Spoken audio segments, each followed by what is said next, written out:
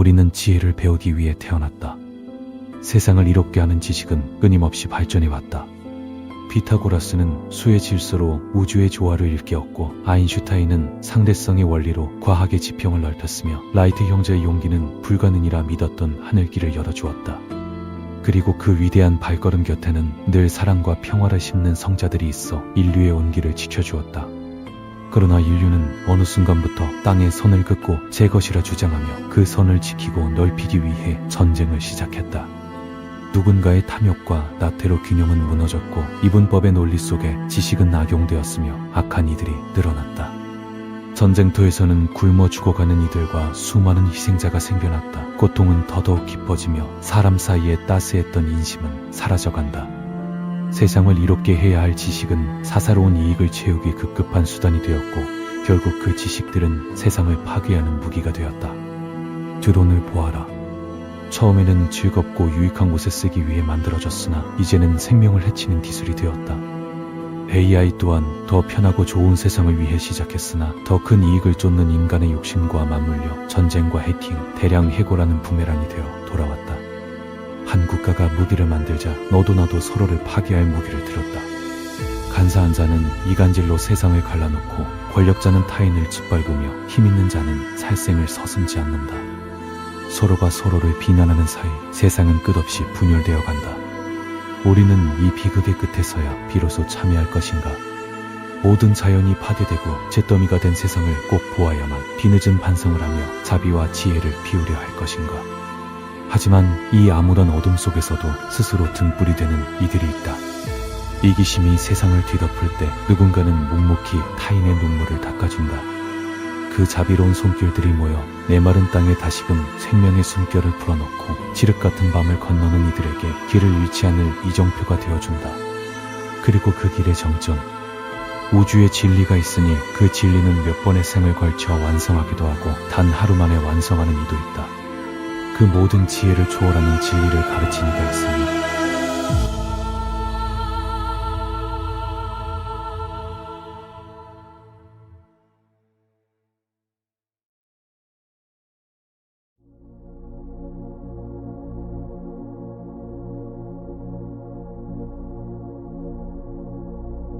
수행자들이여, 이 윤회의 시작은 도저히 알 수 없다.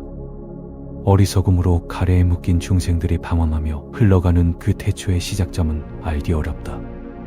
우주와 수많은 문명들 자체가 생성과 소멸의 궤적을 그리며 무한히 반복되어 왔다는 사실이다. 일대겁은 우주가 한번 태어나고 완전히 사라지는 거대한 한 주기로 약 13억 년을 의미한다. 1조는 공이 12개이다. 일아생기는 현대적으로 표현하면 공이 140개나 붙는 상상 불가능한 수치이다. 이는 조 단위를 11번 거듭 곱하고도 공을 8개나 더 붙여야 겨우 도달하는 압도적인 시간이다. 사마생기 백대겁은 석가모니 부처님이 전생의 연등 부처님으로부터 장차 부처가 되리라는 수기를 받은 순간부터 보리수 아래에서 최상의 깨달음을 얻기까지 걸린 시간이다. 부처님은 전생에 우주를 다스리는 제석천이나 우주적 의식의 신임 범천으로 수없이 태어나셨음을 밝히셨다. 이는 현대적 관점에서 보면 고차원 문명의 초월적 지성체로 존재하셨던 기록이라 할 수 있다. 한 중생이 단 한 겁의 시간 동안 윤회하며 남긴 뼈를 모두 모으면 거대한 베풀라 산보다 더 높이 쌓인다. 지구상의 네 큰 바다에 담긴 물방울의 수보다 한 중생이 긴 윤회 속에서 부모를 잃고 흘린 눈물이 훨씬 더 많다. 사랑하는 이와 이별하며 흘린 눈물의 총량은 지구의 모든 바닷물을 합친 것보다 더 방대하다. 끝없는 생사 속에서 어머니의 젖을 먹고 자란 양 또한 저 깊은 바닷물의 양을 훌쩍 넘어선다. 겐지스강의 모래알 하나를 일겁으로 치환한다 해도 그대가 지나온 과거의 시간은 그 모든 모래알을 합친 것보다 길다. 비구들이여, 저 겐지스강의 모래알은 셀 수 없이 많으나 그보다 더한 것이 시간의 역사이다. 그대가 사는 사바세계 외에도 우주의 광활한 영역에 수많은 차원과 행성계가 존재한다. 지구 외에도 고등신지 행성, 자원풍요 행성, 유토피아 행성이라는 이름의 또 다른 인류들의 거주구역이 있다. 그곳의 지성체들은 수명과 외모, 사회적 구조가 지구와 판이하며 부처님 역시 윤회의 과정에서 그곳의 존재로 태어나 수행하셨을 것이다. 본질적인 문제는 존재의 출처가 지구인가 외계인가가 아니라 그 존재가 괴로움의 굴레에서 완전히 벗어났는가에 있다. 미래에서 온 인류의 후손이든 고도의 외계 지성체든 에너지체로 수조년을 살지라도 결국 윤회 속에 있다면 부처님 눈에는 그저 형태만 다른 중생일 뿐이다. 결국 부처님은 무수한 세월 동안 전 우주의 온갖 생을 겪으며 지혜를 완성하셨고 마침내 척박한 지구 행성에 오셔서 영원한 자유의 진리를 열어주신 것이다.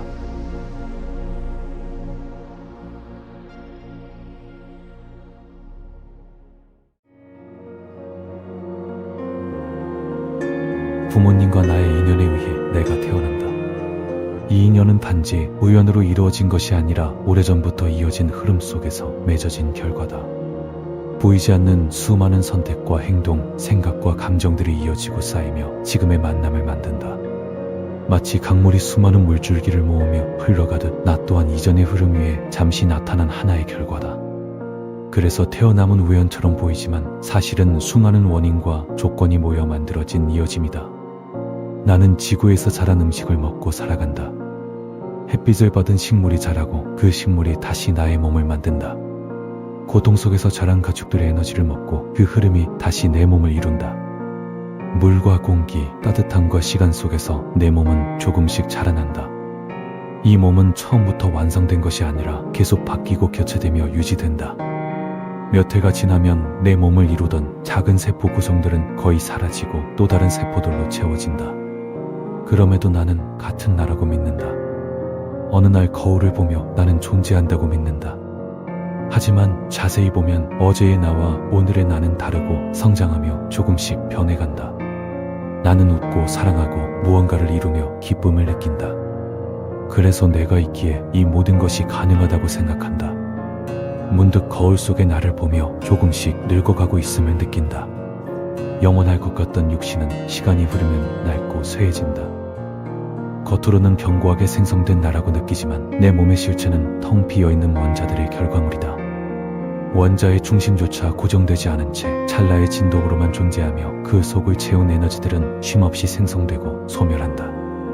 결국 나라는 존재는 고정된 중심이 아니라 인연과 조건에 따라 잠시 모였다가 흩어지는 흐름일 뿐이다.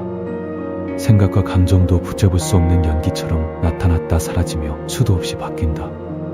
그렇게 수없이 바뀌는 것들의 주인을 어디서 찾을 수 있겠는가? 내 숨이 멎으면 나라고 생각했던 육신은 다시 원래의 자리인 지구로 돌아간다. 피는 물로, 살은 흙으로, 온기는 불로, 숨결은 바람으로 흩어져 대지의 일부가 된다. 빌려온 모든 것을 돌려주고 나면 그 어디에도 남겨진 나라는 흔적은 찾을 수 없다. 나의 모든 에너지는 처음부터 있던 자리로 다시 돌아간다. 결국 나의 모든 것이 되돌아가기에 나는 없다.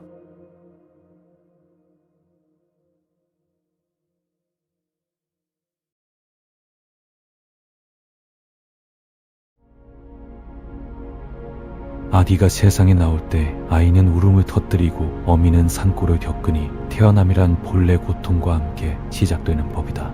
사람으로 살아가며 늙고 병들고 끝내 사라지는 것, 미운 사람과 만나고 사랑하는 이와 헤어지는 것, 그리고 원하는 바를 이루지 못하는 것, 이처럼 마음대로 되지 않는 모든 일은 괴로울 것이다.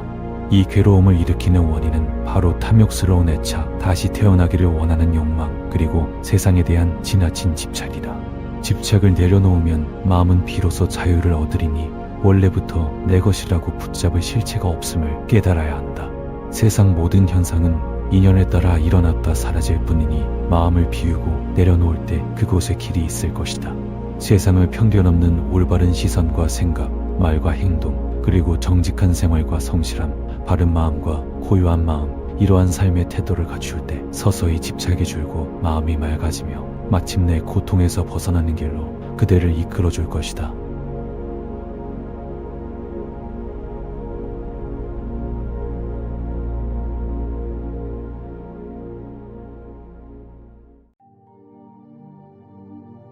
세상의 실체를 마주하는 일은 그리 거창하거나 먼 곳에 있지 않다. 길가의 핀 꽃을 가만히 바라본다. 어제의 꽃과 오늘의 꽃은 결코 같지 않다. 우리 마음 또한 이와 같아서 아침에 일어난 설렘이 저녁까지 그대로 머무는 법이 없다.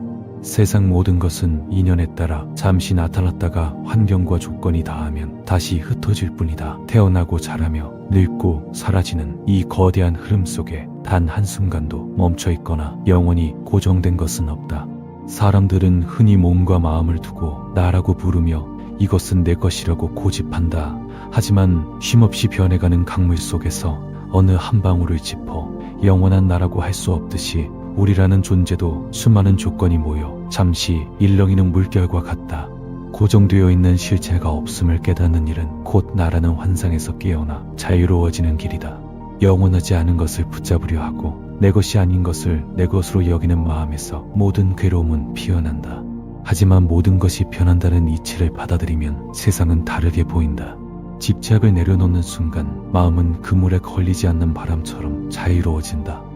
이는 먼 미래의 일이 아니라 지금 그대의 마음속에 이미 존재하고 있다.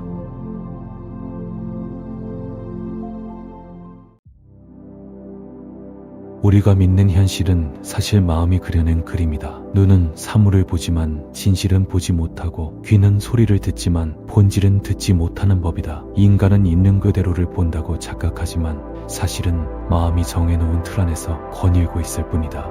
금을 보라. 사람들은 화면 속 시스템에서 금을 사고 팔지만 정작 실물은 본 적도 없는 금을 거래한다. 우리가 소중히 여기는 것은 금속 덩어리가 아니라 금이라는 마음의 해석이다. 과학은 말한다. 세상의 모든 물체들은 원자들로 이루어져 있으며 그 사이의 공간은 텅 비어 있다고. 아름다운 여인을 보라. 그 미모의 마음을 빼앗기지만 그 육신 또한 인연에 따라 잠시 모인 구름과 같다. 자신의 외모나 육체를 지나치게 사랑하면 결국 그 육신 자체가 되어 본질을 잃어버리게 된다. 값진 물건들과 수많은 재산들도 마찬가지이다. 그것들은 그저 꿈결 같은 허상일 뿐이다. 그대여 손을 들어 가만히 바라보라. 피부가 느껴지며 손바닥을 밀어도 뚫리지 않기에 우리는 손이 있다고 믿는다. 그러나 그 살과 뼈마저도 작은 입자들이 허공에 떠있는 상태이다. 단단하다는 느낌은 빛과 힘이 만든 착각일 뿐이다. 결국 손가락도 금덩어리도 우리 마음이 붙인 이름에 불과하다. 보려는 자는 보지 못하고 들으려는 자는 듣지 못하며 찾으려는 자는 찾지 못하는 법이다. 벽이 있어 방이 되고 항아리는 진흙으로 빚지만 정말 중요한 것은 그 속에 빈 공간이다. 빈 공간이야말로 모든 모양을 만들어내는 근원이다. 금이 없듯이 가난도 없는 것이다. 가난은 실체가 아니라 마음이 내린 해석이다. 가난하다고 믿는 사람이 있을 뿐 실제로 존재하는 것은 아니다. 가난하다고 생각하면 그런 말과 행동하게 되어 결국 생각과 말, 행동 습관이 그런 삶을 살게 만든다. 이러한 것들을 육신, 감정, 생각, 의도, 마음의 작용이라는 5가지로 설명한다. 비어있음이 곧 겉모습이고 겉모습이 곧 비어있음이다. 감정은 선택할 수 있다. 같은 더위 속에서도 누군가는 시원함을 느끼고 누군가는 괴로움을 느낀다. 생각 또한 선택의 문제이다. 같은 세상에서도 누군가는 장점을 보고 누군가는 단점을 본다. 간절히 바라되 집착하지 않을 때 그 바람은 현실이 된다. 그러나 이루어진 것조차 결국은 비어있는 것이다. 그러니 어디에도 얽매이지 말라. 그 모든 것이 꿈이며 환상임을 잊지 말아야 한다. 다시 말한다. 금은 없다. 가난도 없다. 손도, 더위도, 기쁨과 슬픔도 모두 마음이 짓고 마음이 거두는 것들이다. 우리가 붙잡고 있는 세계는 본래 비어있다.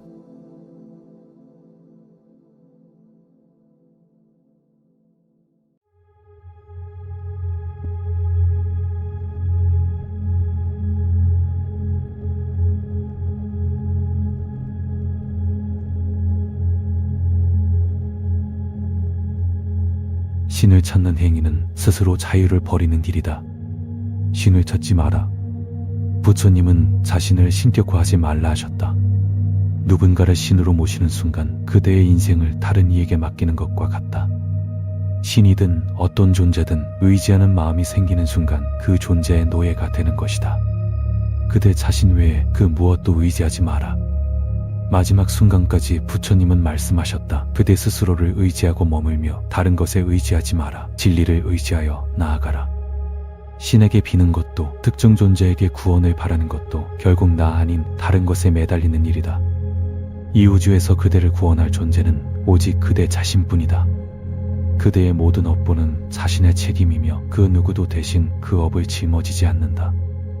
남을 탓하는 마음은 자신의 행동에 책임지지 않으려는 의도이며 그것이 스스로를 노예로 만든다. 스스로가 주인이 되지 못하면 타인이 설계한 환상 속에서 영원히 방황하게 될 것이다. 지구는 영원히 배우는 학교라는 말에 속지 마라. 그것은 그대를 이 세계에 자발적으로 머물게 하려는 가장 교묘한 편견이다. 그대는 배울 것이 남아서 여기 있는 것이 아니라 그대가 이미 부처이며 기억을 잊었기에 여기 머물고 있는 것이다. 그대는 배울 것이 없다. 배울 것이 있다는 것도 편견이다. 더 배워야 한다는 생각, 미련을 씻어야 한다는 죄책감을 내려놓아라. 그 생각이 그대에게 다음 생이라는 또 다른 순환의 굴레를 부여한다. 영혼이라는 마지막 집착조차 벗어던져라. 영혼이라 부르는 그 개별적인 정체성조차도 편견이다. 이것이 영혼이다라고 생각하는 한 그대는 얽매이게 된다. 그저 텅 빈 채로 존재하라. 아무것도 정의하지 않을 때 그대는 비로소 그 무엇으로도 가둘 수 없는 무한한 존재가 된다. 미련의 눈물은 이미 바다를 이루었다. 그대의 모든 전생에서 그대가 사랑하던 이와 헤어질 때 흘린 눈물을 모두 모으면 지구상의 바닷물보다 많다. 이미 그대는 눈물을 흘릴 만큼 흘렸다. 무엇을 더 배우고 싶어 이곳에 더 머물려 하는가? 그저 이 세상의 즐거운 것들에 미련이 남은 것인가? 아름다운 음악에 흔들리지 마라. 화려한 빛과 아름다운 도시의 환상에 흔들리지 마라. 반응하지 마라. 그대의 분노, 슬픔, 행복, 사랑, 심지어 거룩한 환희조차도 이 환상을 유지한다. 외부의 자극에 동요하지 않는 마음이야말로 진정한 해방의 열쇠이다. 생각을 멈춰라. 환상은 그대의 생각, 에너지를 타고 작동한다. 진리의 지혜로 모든 생각을 비워낼 때 그대를 얽매이는 그물이 사라질 것이다. 그저 바라보라. 그대가 보는 모든 것은 환상이다. 사후 세계의 신이나 천사의 모습도 그대가 만든 환상이며 편견이다. 지옥의 모습도 그대가 만든 환상이며 편견이다. 생각이 만드는 모든 것은 편견이다.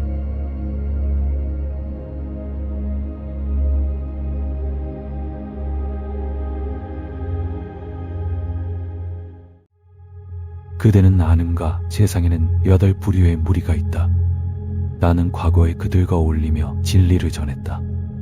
나의 정신적인 힘은 그들보다 뛰어났기에 그들의 소리나 모습보다 더 훌륭한 모습으로 나타나 그들을 가르치고 기쁘게 했다. 내가 사라지면 그들은 내가 신인지 사람인지조차 알지 못했다. 오직 나만이 이 미묘한 진리의 힘을 완벽히 성취했다. 그대들은 마땅히 알아야 한다. 나는 몸소 체험하여 깨달은 이 진리들을 그대들에게 모두 전했다. 이제 그대들은 이 안에서 서로 화합하고 존경하며 다투지 말라. 함께 즐겁게 수행하고 정진하라. 머지않아 지금부터 석 달 뒤에 나는 완전한 열반에 들 것이다. 모든 존재는 태어나면 반드시 끝이 있다. 존재하는 모든 것은 변하기 마련이며 영원히 붙잡아둘 수 없다. 사랑하는 것과는 언젠가 헤어지기 마련이며 이 몸 또한 나의 소유가 아니고 목숨은 오래가지 않는다. 악마 파순이 내게 와서 이제 때가 되었으니 떠나라고 재촉했다. 나는 석 달 뒤에 떠날 것을 약속했다. 그 후 나는 고요한 명상에 들어 그동안 내 육신을 지탱해주던 임시적인 에너지를 내려놓았다. 그러자 땅이 크게 진동했다. 나는 산매의 힘으로 육신을 유지하는 방편을 썼으나 이제 알을 깨고 나오는 새처럼 그 구속을 벗어나려 한다. 아난다여, 그대는 왜 내가 세상에 더 머물기를 진작 청하지 않았는가? 이미 내뱉은 말은 땅에 뱉은 음식과 같아서 다시 거둘 수 없다. 나는 이미 가야 할 길을 정했다. 누군가 나는 부처님께 직접 들었다거나 지혜로운 스승에게 들었다고 말하더라도 무조건 믿거나 비난하지 말라. 반드시 그 내용을 우리가 공유하는 진리의 기준에 비추어 검증하라.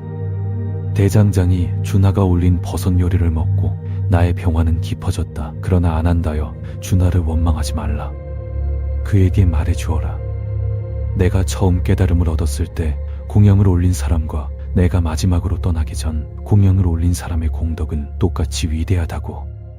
그는 나를 정성껏 대접했기에 큰 축복을 받을 것이다. 내가 떠난 뒤 장례는 세상에 존경을 받는 왕의 예우와 같이 하라.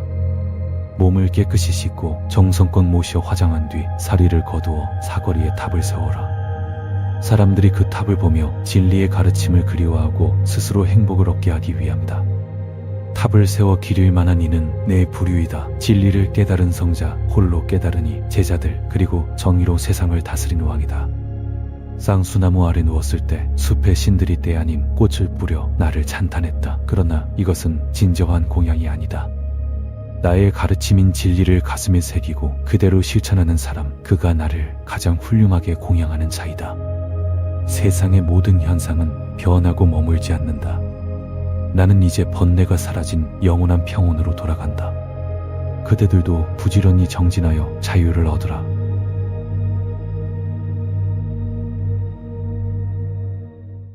아난다여, 이제 나는 늙어서 노후하고 긴 세월을 보냈고 노쇠하여 내 나이가 80이 되었다. 마치 낡은 수레가 가죽끈에 묶여서 겨우 움직이는 것처럼 나의 몸도 끈에 묶여서 겨우 살아간다고 여겨진다.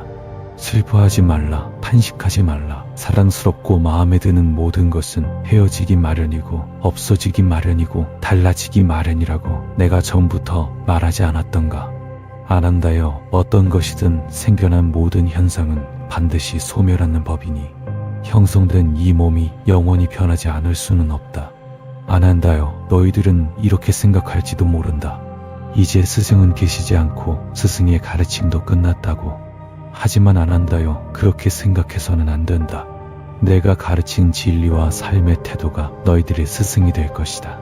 아난다여, 너희들은 자신을 등불로 삼고 자신을 의지하여 머물며 다른 것에 의지하지 말라. 진리를 등불로 삼고 진리에 의지하여 머물며 다른 것에 의지하지 말라. 참으로 이제 너희들에게 이르노니 형성된 모든 것은 변하기 마련이다. 게으르지 말고 정진하여 자비롭게 성취하라.